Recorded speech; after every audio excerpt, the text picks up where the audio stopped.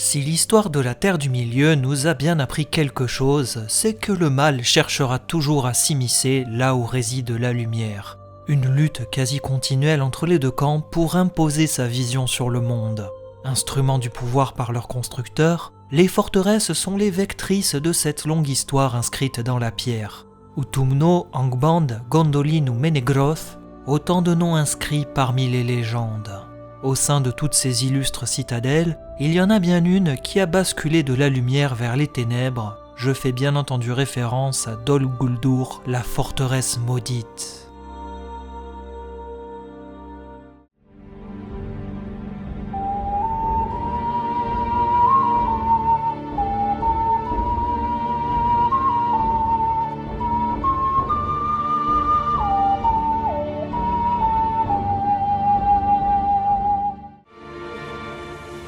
Je sais que vous êtes là. Pourquoi attendez-vous dans l'ombre? Dol Guldur est une citadelle avec une longue histoire derrière elle. Il est aujourd'hui difficile de dire avec certitude la date de sa construction, bien qu'on soupçonne très fortement qu'elle ait été construite par les elfes au tout début du Second Âge, après la défaite de Morgoth et la disparition de son lieutenant Sauron. À son origine, la citadelle s'appelait Amon Lank, signifiant en elfique la colline dénudée, puisqu'aucun arbre ne poussait dessus et qu'elle trônait fièrement par-dessus la végétation. Située au sud-ouest de Verbois, qui deviendra plus tard la Forêt Noire, Amon Lank était à l'origine la capitale du royaume elfique des elfes sylvestres sous la gouvernance du roi Orofer.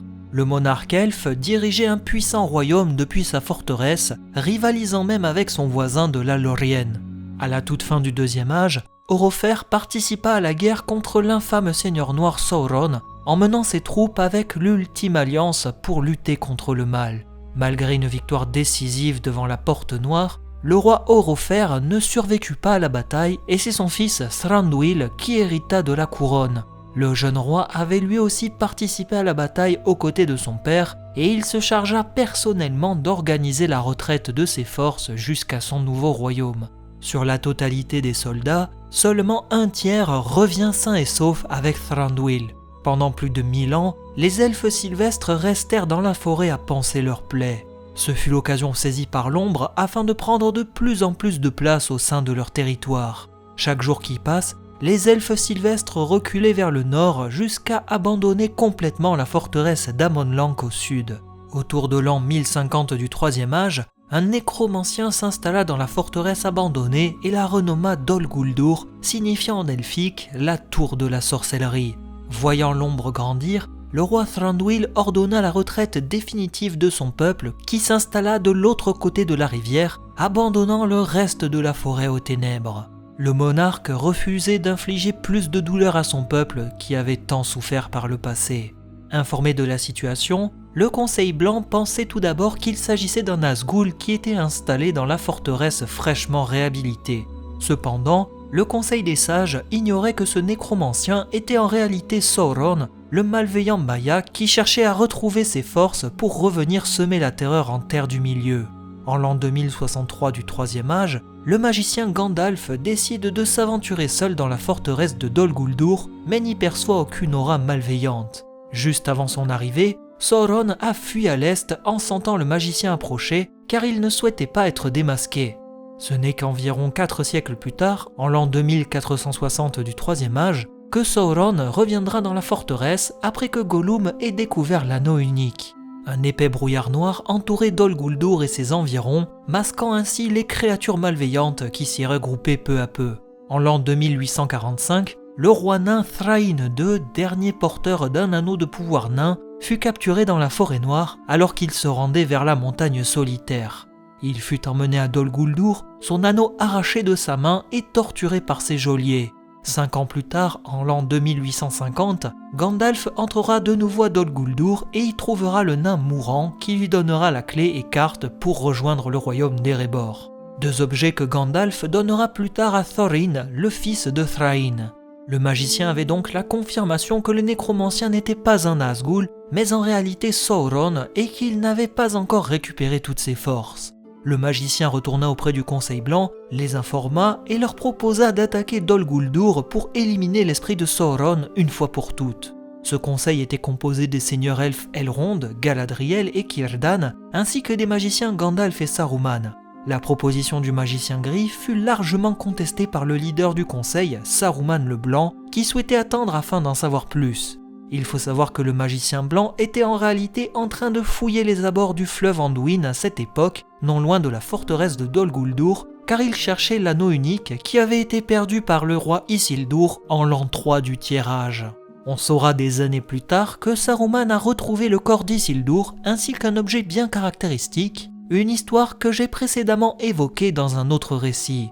Pour en revenir à Dol Guldur, c'est en l'an 2941 du Troisième Âge que Saruman accepta d'attaquer la forteresse alors que la quête de Thorin écu de chêne pour reconquérir Erebor commençait à peine. Saruman semblait résolu à accepter que l'anneau unique était bel et bien perdu. Le plan consistait à mener un assaut rapide sur Dol Guldur en même temps que les nains entraient dans Erebor. Il fallait isoler Sauron d'une part et le dragon Smaug de l'autre pour que les deux ne puissent pas s'entraider mutuellement.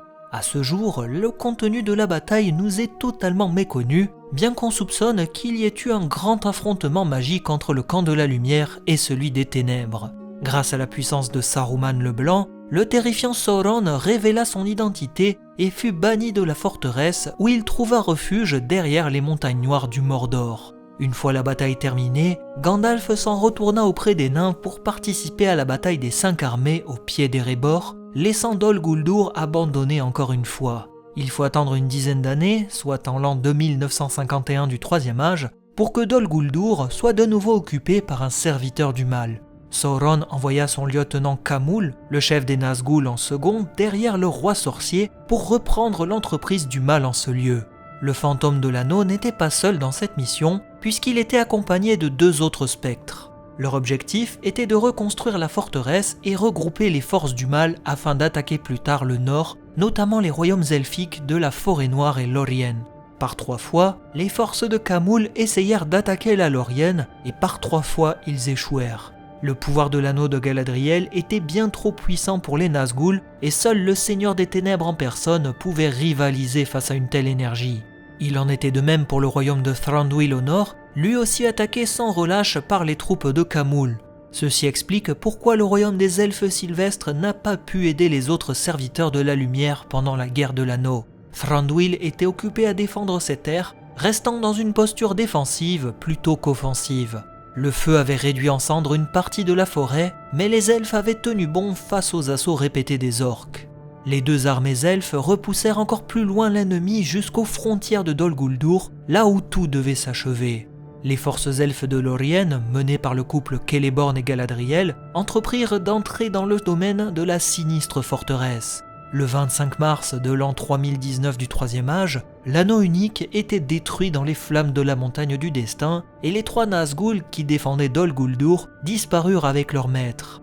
Les forces orques étaient à présent désorganisées, sans commandant pour les diriger. Le 28 mars 3019, l'armée elfique de Lórien traversa le fleuve Anduin et pénétra dans la forteresse pour y détruire les orques une fois pour toutes. La bataille fut largement gagnée par la Lórien et Galadriel utilisa la puissance de son anneau pour purifier la forêt et détruire les fondations de la forteresse. Dol Guldur s'écroula et ainsi disparut le symbole du retour de Sauron en Terre du Milieu. En poursuivant leur nettoyage de la forêt, les elfes de la Lórien rencontrèrent les elfes sylvestres au milieu de la forêt le 6 avril 3019.